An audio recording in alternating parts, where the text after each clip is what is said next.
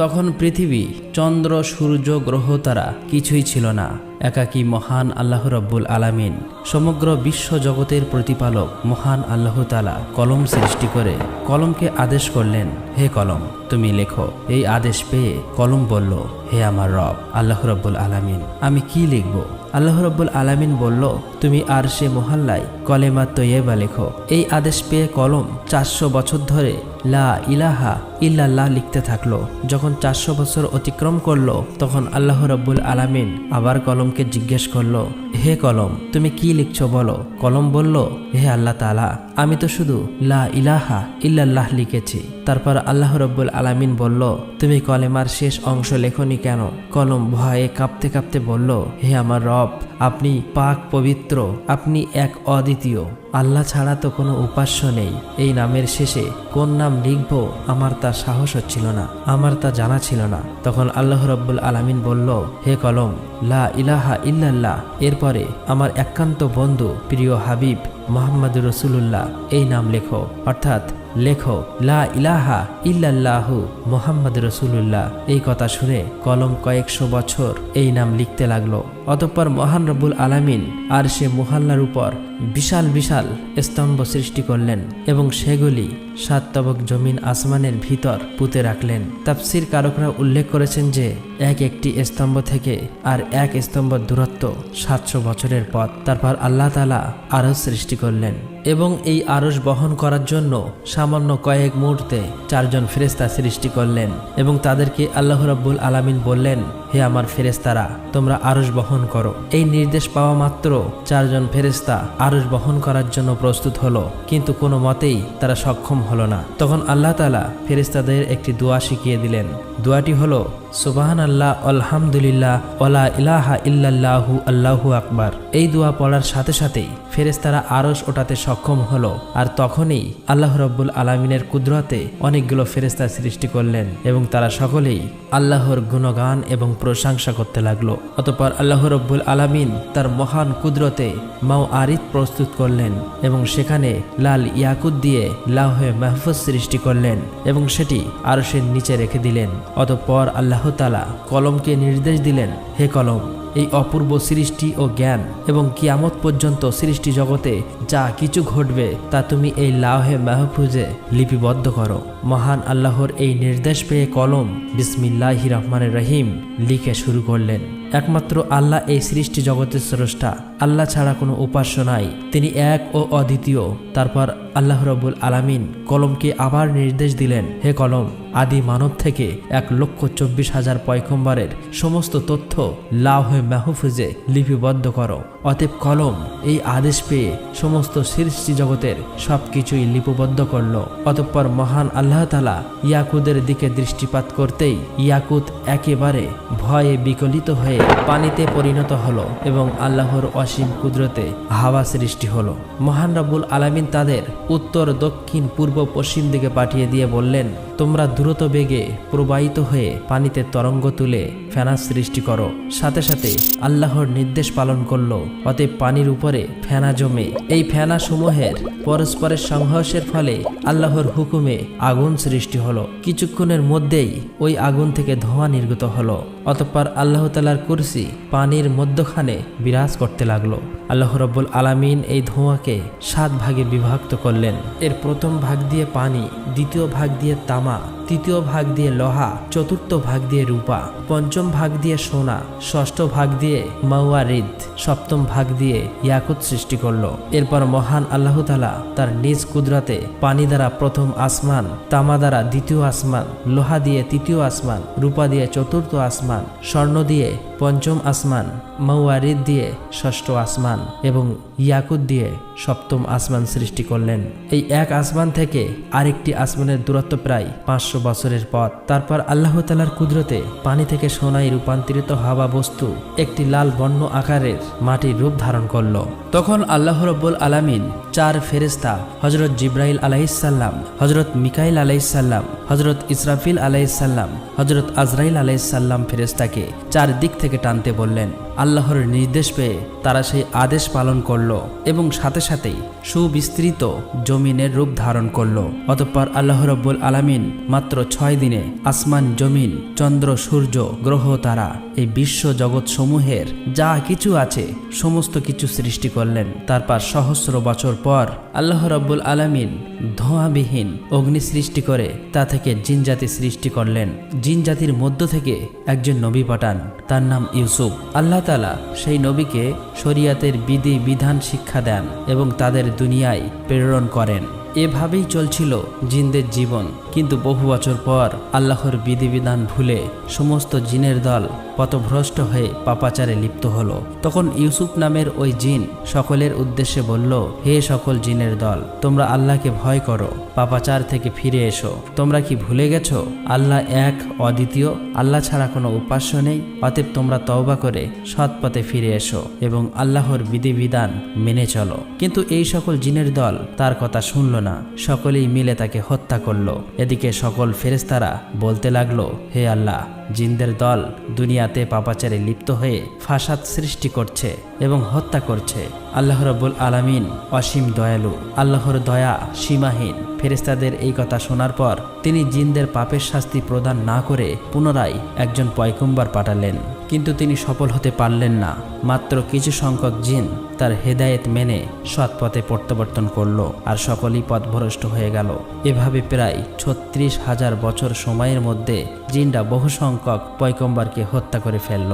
অতঃপর আল্লাহ রাব্বুল আলামিন ফেরেশতাদের বলল, তোমরা যাও, যারা পাপাচারে লিপ্ত তাদেরকে শাস্তি প্রদান করো। আল্লাহ রাব্বুল আলামিনের এই নির্দেশ পেয়ে ফেরেশতারা কোটি কোটি জিনদের শাস্তি প্রদান করল। কেবলমাত্র যে সকল ঈমানদার জিন পাপী জিনদের ভয়ে বনে, জঙ্গলে, পাহাড়, পর্বতে, গুহায় বসে আল্লাহর ইবাদতে মগ্ন ছিল, তারাই ফেরেশতাদের হাত থেকে রক্ষা পেল। ওই সময় ফেরেশতারা লক্ষ্য করে দেখল একটি কমবয়স্ক সুন্দর বালক জিন একাকী দাঁড়িয়ে আছে। তার নাম ইবলিশ। তাকে দেখে ফেরেশতাদের অন্তরে দয়া মায়া উদয় হলো। তখন ফেরেশতারা বলল, হে আমার রব, হে মাবুদ, এই বালক জিনটি অসহায়, তার প্রতি আমাদের অনেক মায়া লাগছে।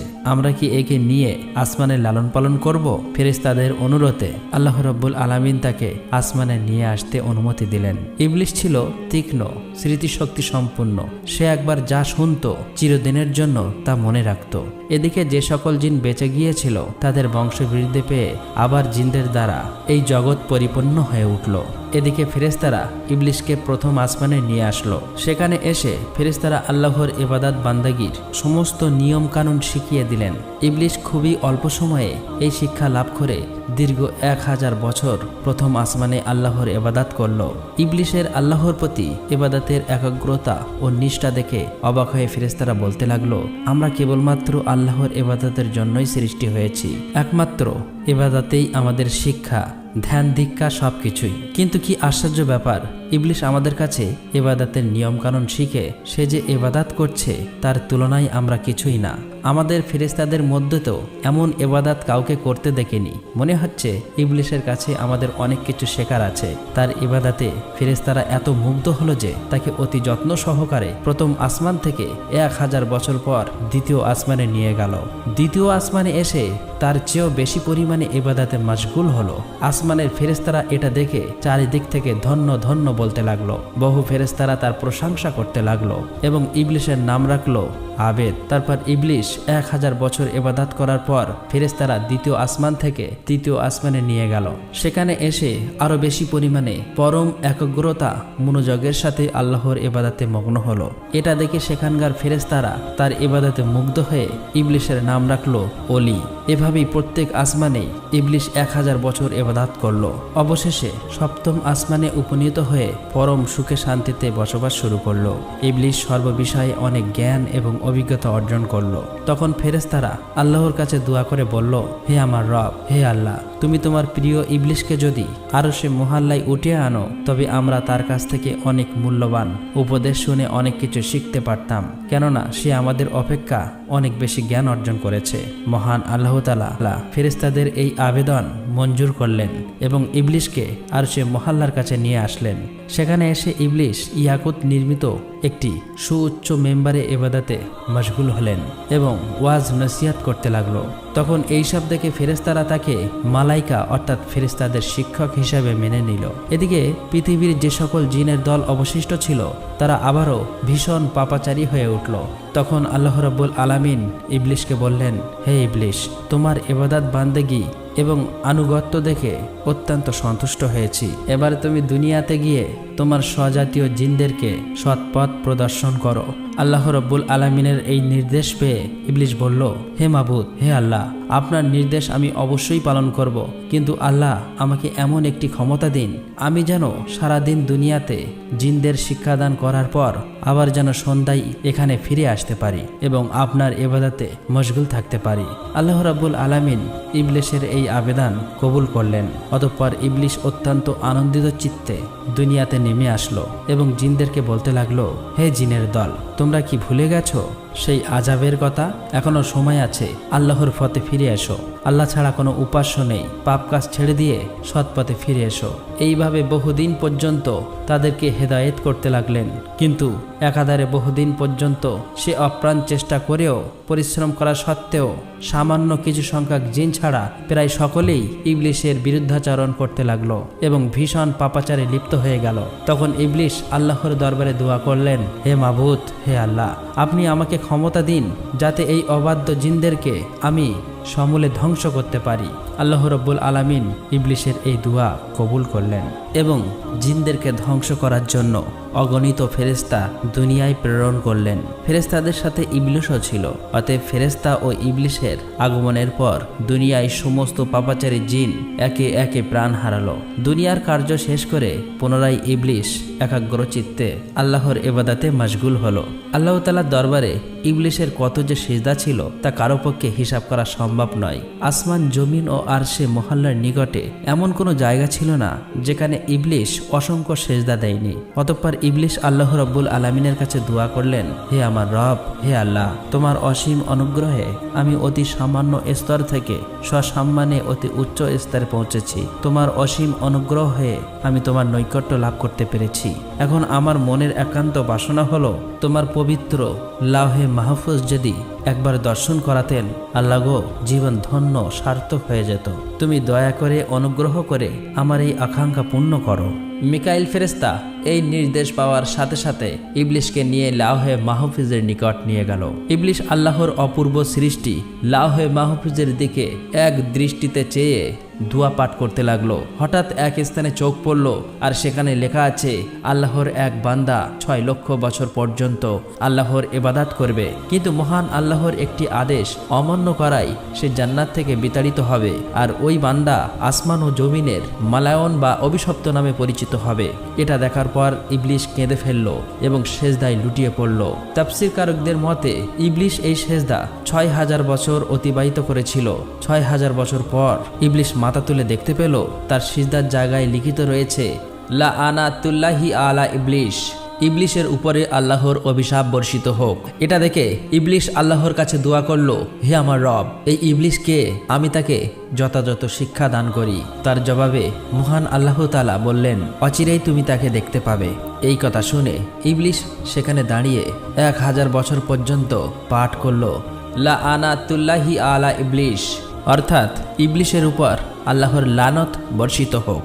এখানে উল্লেখ করা প্রয়োজন তখন ইবলিশ এই নামে পরিচিত হয়নি। এরপর আল্লাহ রাব্বুল আলামিন ইবলিশকে বললেন, হে ইবলিশ, বলতো যে বান্দা আমার অশেষ অনুগ্রহ লাভ করার পরেও আমার হুকুম অমান্য করবে তার কেমন শাস্তি হওয়া উচিত? জবাবে ইবলিশ বলল, হে আমার রব, মহান আল্লাহ রাব্বুল আলামিন এমন অকৃতজ্ঞ ব্যক্তির কঠিন শাস্তি এবং অভিশাপ বর্ষিত হওয়া উচিত। তখন আল্লাহ রাব্বুল আলামিন বললেন, তোমার এই কথাটা এক টুকরো তক্তিতে লিখে তোমার কাছেই রেখে দাও, পরে তা কাজে আসতে পারে। অতঃপর এই ঘটনার বেশ কিছুদিন পর হঠাৎ একদিন ইবলিশ মনে মনে ভাবতে লাগলো, এখন ফেরেশতাদের জগতে, জিনের জগতে এমন কোনো ফেরেশতা ও জিন নেই যে আমার চেয়ে বেশি শিক্ষা লাভ করেছে।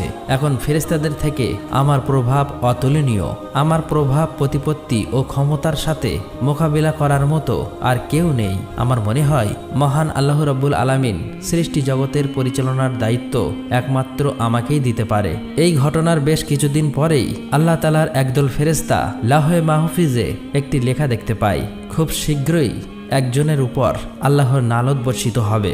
এই লেখা দেখে সমস্ত ফেরেশতাদের দল ভয়ে থরথর করে কাঁপতে লাগলো।